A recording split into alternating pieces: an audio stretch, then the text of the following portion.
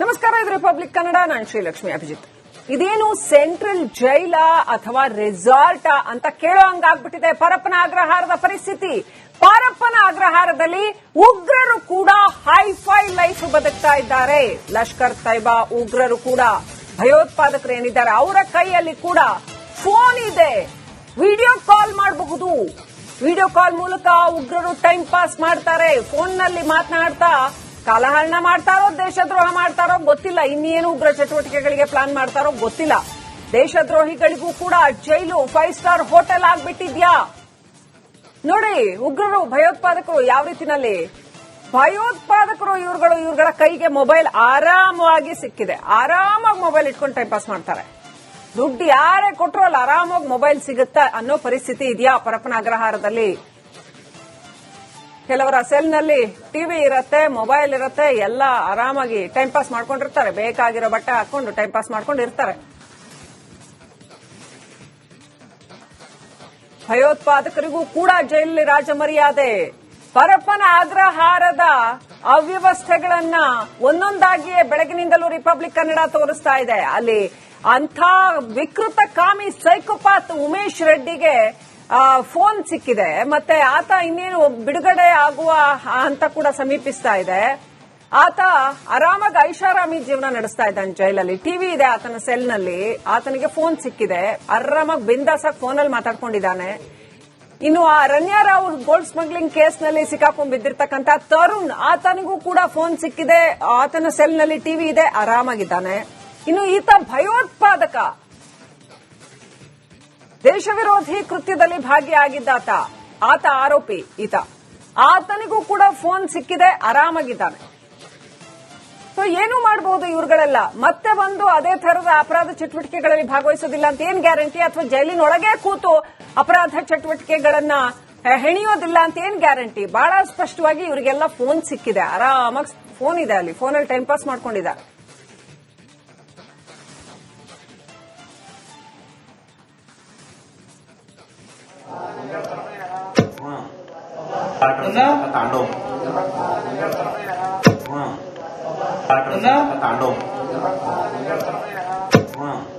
ನೋಡಿ, ಪರಪ್ಪನ ಅಗ್ರಹಾರದ ಅವ್ಯವಸ್ಥೆಯ 3 ದೃಶ್ಯಗಳನ್ನ ನೋಡ್ತಾ ಇದ್ದೀವಿ.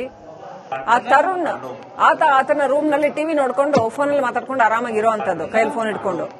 2ನೇ ದೃಶ್ಯ ಭಯೋತ್ಪಾದಕ, ಈತ ಆರೋಪಿ. ಆತನಿಗೂ ಕೂಡ ಮೊಬೈಲ್ ಫೋನ್ ಸಿಕ್ಕಿದೆ, ರಾಜಮರ್ಯಾದೆ ಸಿಕ್ಕಿದೆ ಜೈಲಲ್ಲಿ. ಆಲ್ ರೈಟ್, ನಮ್ ಜೊತೆ ನಿವೃತ್ತ ಪೊಲೀಸ್ ಅಧಿಕಾರಿ ಭಾಸ್ಕರ್ ರಾವ್ ಅವರು ಫೋನ್ ಕನೆಕ್ಟ್ ಆಗಿದ್ದಾರೆ. ಸರ್ ನಮಸ್ಕಾರ.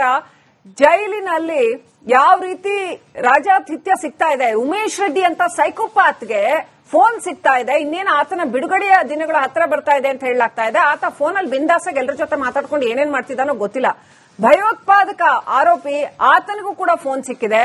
ಇನ್ನೋರ್ವ ಈ ರಣ್ಯಾರಾವ್ ಗೋಲ್ಡ್ ಕೇಸಲ್ಲಿ ಆಕೆಯ ಪ್ರಿಯಕರ ಅಂತ, ಆತನಿಗೂ ಕೂಡ ಫೋನ್ ಸಿಕ್ಕಿದೆ.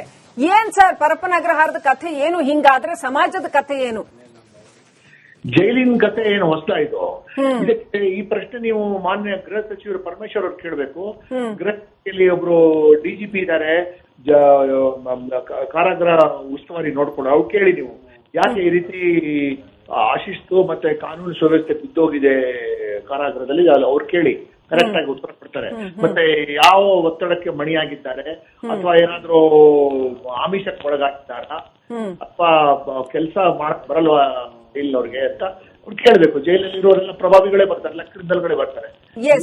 ಮಾಧ್ಯಮದವರು, ಭಾಸ್ಕರ್ ಅವರೇ, ಮಾಧ್ಯಮದವರು ಈ ವಿಷಯನ ಮುಖ್ಯಮಂತ್ರಿಗಳಿಗೆ ಮತ್ತು ಜಿ ಪರಮೇಶ್ವರ್ ಅವರಿಗೆ ಕೇಳಿದಾಗ ಬಂದ ಉತ್ತರ ಏನು ಅಂದ್ರೆ, ಶಾಕಿಂಗ್ಲಿ ಗೊತ್ತೇ ಇಲ್ಲ ಇದು ಅಂತ. ಹೌದಾ, ಗೊತ್ತೇ ಇಲ್ಲ ಅಂತಂದ್ರು. ಮತ್ತೆ ಅವ್ರಿಗೆ ಆಡಳಿತದ ಮೇಲೆ ಹಿಡಿತಾನೆ ಇಲ್ಲ ಅಂತ ಆಯ್ತಲ್ಲ. ಆಡಳಿತ ಯಾರು 4 ಜನ ಸೀನಿಯರ್ಸ್ ಬಲಿ ಹಾಕ್ಲಿ, ಎಲ್ಲ ಸರಿ ಹೋಗುತ್ತೆ. ಜೈಲರು, ವಾರ್ಡರು, ಅವ್ರಿಗೆ ಶಿಸ್ತು ಕೊಡು, ಟ್ರಾನ್ಸ್ಫರ್ ಮಾಡಿದ್ರೆ ಆಗತ್ತ. ಫಸ್ಟ್ ಮನಸ್ಸಿರ್ಬೇಕು, ಒಳ್ಳೆ ಆಡಳಿತ ಕೊಡ್ಬೇಕು.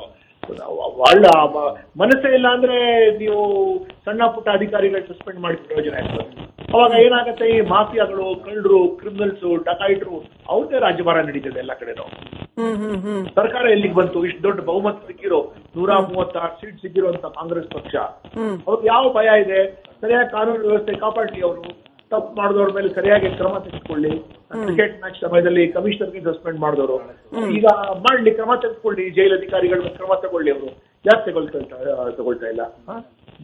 ಭಾಸ್ಕರ್ ಅವರೇ, ಎಷ್ಟೇ ಒಳ್ಳೆಯ ಅಧಿಕಾರಿ, ಎಷ್ಟೇ ದಕ್ಷ ಅಧಿಕಾರಿ, ಎಷ್ಟೇ ಖಡಕ್ ಅಧಿಕಾರಿ ಕಮಿಷನರ್ ಆಗಿ ಬಂದ್ರು ಕೂಡ ಈ ಜೈಲು ಸುಧಾರಣೆ ಮಾತ್ರ ಸಾಧ್ಯವೇ ಆಗೋದಿಲ್ವಾ? ಯಾಕೆ ಸಾಧ್ಯ ಆಗೋದಿಲ್ಲ ಸರ್? ಈಗ ನೀವು 3 ಪದ ಬಳಕೆ ಮಾಡಿದ್ರಿ, ಖಡಕ್ಕು ಮತ್ತೆ ಪ್ರಾಮಾಣಿಕ ಮತ್ತೆ ಇನ್ನೊಂದು ಯಾವ್ದೋ ಹೇಳಿದ್ರಿ. ಏನ್ ಅದರ ಅರ್ಥ ಏನು? ಅದರ ಅರ್ಥ ನಿಮ್ಗೂ ಗೊತ್ತಿಲ್ಲ, ನನಗೂ ಗೊತ್ತಿಲ್ಲ, ಸರ್ಕಾರಕ್ಕೂ ಗೊತ್ತಿಲ್ಲ. ಅದರ ಅರ್ಥ ಏನು? ಸೊ ರಿಸಲ್ಟ್ ಬರ್ಬೇಕಲ್ಲ, ರಿಸಲ್ಟ್ ಬರ್ತಾ ಇಲ್ವಲ್ಲ. ಈ ರೀತಿ ರೇಪ್ ಮಾಡಿದವರು, ಡಕಾಯಿತಿ ಮಾಡಿದವರು, ಕೊಲೆ ಮಾಡಿದವರೆಲ್ಲ ರಾಜಾರೋಷವಾಗಿ ಫೋನ್ಗಳು ಇಟ್ಕೊಂಡು, ಒಳ್ಳೆ ಒಳ್ಳೆ ವಕೀಲರು ಇಟ್ಕೊಂಡು ಏನೇನ್ ಮಾಡ್ಬೇಕು ಅಂತ ಮಾಡ್ತಾ ಇದ್ರೆ ಕಾನೂನು ಸುವ್ಯವಸ್ಥೆ ಎಲ್ರಿಗೆ ಬಂತು? What is law and order of the government of the day? ಇವ್ರದ್ದು ತಾನೇ ಮಾಡ್ಬೇಕು. ಯಾರು ಕಂಟ್ರೋಲ್ ಇದ್ದಾರೆ? ನಾನು ಕಮಿಷನರ್ ಇರುವಾಗ ಕೇಳ್ತಾ ಇದ್ದೆ ಇನ್ಸ್ಪೆಕ್ಟರ್ಗೆ, ಅವ್ನು ರೌಡಿ ಇರ್ಬೇಕಾ ನೀನ್ ಇರ್ಬೇಕಾ ತೀರ್ಮಾನ ಮಾಡು ನೀನು ಅಂತ. ಸೊ ಅದೇ ತೀರ್ಮಾನ ಮಾಡ್ಲಿ ಇವರು. ನಿನ್ನ ಇಲಾಖೆ ಒಳಗೆ ರೌಡಿ ಮಾತು ಜನ ಕೇಳ್ಬೇಕಾ ಅಥವಾ ನಿನ್ನ ಮಾತು ಕೇಳ್ಬೇಕಾ? ತೀರ್ಮಾನ ಮಾಡು ನೀನು ಅಂತ ಹೇಳ್ತಾ ಇದ್ದಾರೆ. ಇವ್ರು ತೀರ್ಮಾನ ಮಾಡ್ಲಿ. ಯಾರ್ಯಾರು ಹೇಳ್ತಾರೆ ನೀವು ಹೇಳಿದಾರಲ್ಲ, ಈಗ ಅವ್ರು ಜೈಲ್ ನಡೆಸ್ತಾ ಇದಾರ ಅಥವಾ ಜೈಲ್ ಅಧಿಕಾರಿಗಳು ಜೈಲ್ ನಡೆಸ್ತಾ ಇದಾರ ಅಂತ ಹೇಳಿ ಕರೆಕ್ಟ್ ಆಗಲಿ. ಈಗ ಹಾಗಿದ್ರೆ ಹಿರಿಯ ಅಧಿಕಾರಿಗಳಿಗೆ, ಮೇಲಧಿಕಾರಿಗಳಿಗೆ ಫ್ರೀ ಹ್ಯಾಂಡ್ ಕೊಟ್ರೆ, ಸರ್ಕಾರ ಫ್ರೀ ಹ್ಯಾಂಡ್ ಕೊಟ್ರೆ ಸುಧಾರಿಸಬಹುದು ಅಂತೀರಾ? ಇವ್ರು ಕೆಲಸ ಮಾಡ್ಬೇಕು. ಇವರು ಏನ್ ಮಾಡ್ತಾರೆ? ಇವರು ಎಡಿಜಿಪಿ, ಡಿಜಿಪಿ ಪ್ರೆಸೆನ್ಸ್ ಮಾಡಿದ್ದಾರೆ, ಒಬ್ರು ಡಿಐಜಿ ಇದ್ದಾರೆ, ಒಬ್ರು SP ಇದ್ದಾರೆ, ಪ್ರೆಸೆನ್ಸ್ ಸೂಪರ್ ಮಾಡ್ಲಿ ಕೆಲಸ. ಅವ್ರು ಪಗಾರ ಸಿಗತ್ತೆ, ಅನುಕೂಲ ಇದೆ, ಅಧಿಕಾರ ಇದೆ, ಎಲ್ಲ ಮಾಡ್ಲಿ. ಏನ್ ಬೇಕಾಗಿದೆ ಅವ್ರಿಗೆ? ಮಾಡ್ಲಿ ಸರಿಯಾಗಿ. ನಾವು ಮಾಡಿಲ್ಲ 34% ನಾವು ಕೆಲಸ ಮಾಡಿಲ್ಲ. ನಾವು ಎಲ್ಲಾ ಕಡೆ ಕೈ ಚಾಚ್ಕೊಂಡು ಎಂಜಿಲ್ ಕಾಸು ತಿನ್ಕೋಬೇಕು, ಮತ್ತೆ ಪಾಪದ ಕಾಸು ತಿನ್ಬೇಕು. ಯಾರಿಗೂ ಕೈ ಕಾಲೆಲ್ಲ ಡಕಾಯಿಟ್ರು, ಕಳ್ಳರು, ರೇಪ್ ಮಾಡಿದವ್ರು ಕಾಲಿಟ್ಕೊಂಡು ಅವ್ರ ಹತ್ರ ಕಾಸು ಕಿತ್ಕೋಬೇಕು ಅಂದ್ರೆ ಅದಕ್ಕೇನಾದ್ರೂ ಸೆಲ್ಫ್ ರೆಸ್ಪೆಕ್ಟ್ ಬೇಡ, ಆತ್ಮಗೌರವ ಬೇಡ ಅದಕ್ಕೆ. ಎಸ್, ಥ್ಯಾಂಕ್ ಯು ಭಾಸ್ಕರ್ ಅವರೇ, ರಿಪಬ್ಲಿಕ್ ಕನ್ನಡದೊಂದಿಗೆ ಮಾತನಾಡಿದ್ರಿ. ನಮಸ್ಕಾರ, ಇದು ರಿಪಬ್ಲಿಕ್ ಕನ್ನಡ. ನಾನು ಶ್ರೀಲಕ್ಷ್ಮಿ ಅಭಿಜಿತ್. ಇದೇನು ಸೆಂಟ್ರಲ್ ಜೈಲಾ ಅಥವಾ ರೆಸಾರ್ಟಾ ಅಂತ ಕೇಳೋ ಹಂಗಾಗ್ಬಿಟ್ಟಿದೆ ಪರಪ್ಪನ ಅಗ್ರಹಾರದ ಪರಿಸ್ಥಿತಿ. ಪರಪ್ಪನ ಅಗ್ರಹಾರದಲ್ಲಿ ಉಗ್ರರು ಕೂಡ ಹೈಫೈ ಲೈಫ್ ಬದುಕ್ತಾ ಇದ್ದಾರೆ. ಲಷ್ಕರ್ ತೈಬಾ ಉಗ್ರರು ಕೂಡ, ಭಯೋತ್ಪಾದಕರು ಏನಿದ್ದಾರೆ ಅವರ ಕೈಯಲ್ಲಿ ಕೂಡ ಫೋನ್ ಇದೆ, ವಿಡಿಯೋ ಕಾಲ್ ಮಾಡಬಹುದು. ವಿಡಿಯೋ ಕಾಲ್ ಮೂಲಕ ಉಗ್ರರು ಟೈಮ್ ಪಾಸ್ ಮಾಡ್ತಾರೆ. ಫೋನ್ನಲ್ಲಿ ಮಾತನಾಡ್ತಾ ಕಾಲಹರಣ ಮಾಡ್ತಾರೋ, ದೇಶದ್ರೋಹ ಮಾಡ್ತಾರೋ ಗೊತ್ತಿಲ್ಲ, ಇನ್ನೇನು ಉಗ್ರ ಚಟುವಟಿಕೆಗಳಿಗೆ ಪ್ಲಾನ್ ಮಾಡ್ತಾರೋ ಗೊತ್ತಿಲ್ಲ. ದೇಶದ್ರೋಹಿಗಳಿಗೂ ಕೂಡ ಜೈಲು 5 ಸ್ಟಾರ್ ಹೋಟೆಲ್ ಆಗ್ಬಿಟ್ಟಿದ್ಯಾ ನೋಡಿ. ಉಗ್ರರು, ಭಯೋತ್ಪಾದಕರು ಯಾವ ರೀತಿನಲ್ಲಿ, ಭಯೋತ್ಪಾದಕರು ಇವುಗಳ ಕೈಗೆ ಮೊಬೈಲ್ ಆರಾಮವಾಗಿ ಸಿಕ್ಕಿದೆ. ಆರಾಮಾಗಿ ಮೊಬೈಲ್ ಇಟ್ಕೊಂಡು ಟೈಮ್ ಪಾಸ್ ಮಾಡ್ತಾರೆ. ದುಡ್ಡು ಯಾರೇ ಕೊಟ್ಟರು ಅಲ್ಲಿ ಆರಾಮಾಗಿ ಮೊಬೈಲ್ ಸಿಗುತ್ತಾ ಅನ್ನೋ ಪರಿಸ್ಥಿತಿ ಇದೆಯಾ ಪರಪ್ಪನ ಅಗ್ರಹಾರದಲ್ಲಿ. ಕೆಲವರ ಸೆಲ್ನಲ್ಲಿ ಟಿವಿ ಇರತ್ತೆ, ಮೊಬೈಲ್ ಇರತ್ತೆ, ಎಲ್ಲ ಆರಾಮಾಗಿ ಟೈಮ್ ಪಾಸ್ ಮಾಡ್ಕೊಂಡಿರ್ತಾರೆ. ಬೇಕಾಗಿರೋ ಬಟ್ಟೆ ಹಾಕೊಂಡು ಟೈಮ್ ಪಾಸ್ ಮಾಡ್ಕೊಂಡಿರ್ತಾರೆ. ಭಯೋತ್ಪಾದಕರಿಗೂ ಕೂಡ ಜೈಲಲ್ಲಿ ರಾಜಮರ್ಯಾದೆ. ಪರಪ್ಪನ ಅಗ್ರಹಾರದ ಅವ್ಯವಸ್ಥೆಗಳನ್ನ ಒಂದೊಂದಾಗಿಯೇ ಬೆಳಗಿನಿಂದಲೂ ರಿಪಬ್ಲಿಕ್ ಕನ್ನಡ ತೋರಿಸ್ತಾ ಇದೆ. ಅಲ್ಲಿ ಅಂಥ ವಿಕೃತ ಕಾಮಿ ಸೈಕೋಪಾತ್ ಉಮೇಶ್ ರೆಡ್ಡಿಗೆ ಫೋನ್ ಸಿಕ್ಕಿದೆ. ಮತ್ತೆ ಆತ ಇನ್ನೇನು ಬಿಡುಗಡೆ ಆಗುವ ಹಂತ ಕೂಡ ಸಮೀಪಿಸ್ತಾ ಇದೆ. ಆತ ಆರಾಮಾಗಿ ಐಷಾರಾಮಿ ಜೀವನ ನಡೆಸ್ತಾ ಇದ್ದಾನೆ ಜೈಲಲ್ಲಿ. ಟಿವಿ ಇದೆ ಆತನ ಸೆಲ್ನಲ್ಲಿ, ಆತನಿಗೆ ಫೋನ್ ಸಿಕ್ಕಿದೆ, ಆರಾಮಾಗಿ ಬಿಂದಾಸಾಗಿ ಫೋನಲ್ಲಿ ಮಾತಾಡ್ಕೊಂಡಿದ್ದಾನೆ. ಇನ್ನು ಆ ರನ್ಯಾರಾವ್ ಗೋಲ್ಡ್ ಸ್ಮಗ್ಲಿಂಗ್ ಕೇಸ್ನಲ್ಲಿ ಸಿಕ್ಕಾಕೊಂಡ್ ಬಿದ್ದಿರ್ತಕ್ಕಂಥ ತರುಣ್, ಆತನಿಗೂ ಕೂಡ ಫೋನ್ ಸಿಕ್ಕಿದೆ, ಆತನ ಸೆಲ್ನಲ್ಲಿ ಟಿವಿ ಇದೆ, ಆರಾಮಾಗಿದ್ದಾನೆ. ಇನ್ನು ಈತ ಭಯೋತ್ಪಾದಕ, ದೇಶ ವಿರೋಧಿ ಕೃತ್ಯದಲ್ಲಿ ಭಾಗಿಯಾಗಿದ್ದಾತ, ಆತ ಆರೋಪಿ ಈತ, ಆತನಿಗೂ ಕೂಡ ಫೋನ್ ಸಿಕ್ಕಿದೆ, ಆರಾಮಾಗಿದ್ದಾನೆ. ಸೊ ಏನು ಮಾಡಬಹುದು ಇವ್ರುಗಳೆಲ್ಲ? ಮತ್ತೆ ಬಂದು ಅದೇ ತರದ ಅಪರಾಧ ಚಟುವಟಿಕೆಗಳಲ್ಲಿ ಭಾಗವಹಿಸೋದಿಲ್ಲ ಅಂತ ಏನ್ ಗ್ಯಾರಂಟಿ? ಅಥವಾ ಜೈಲಿನೊಳಗೆ ಕೂತು ಅಪರಾಧ ಚಟುವಟಿಕೆಗಳನ್ನ ಹೆಣಿಯೋದಿಲ್ಲ ಅಂತ ಏನ್ ಗ್ಯಾರಂಟಿ? ಬಹಳ ಸ್ಪಷ್ಟವಾಗಿ ಇವರಿಗೆಲ್ಲ ಫೋನ್ ಸಿಕ್ಕಿದೆ, ಆರಾಮಾಗಿ ಫೋನ್ ಇದೆ, ಅಲ್ಲಿ ಫೋನಲ್ಲಿ ಟೈಮ್ ಪಾಸ್ ಮಾಡ್ಕೊಂಡಿದ್ದಾರೆ.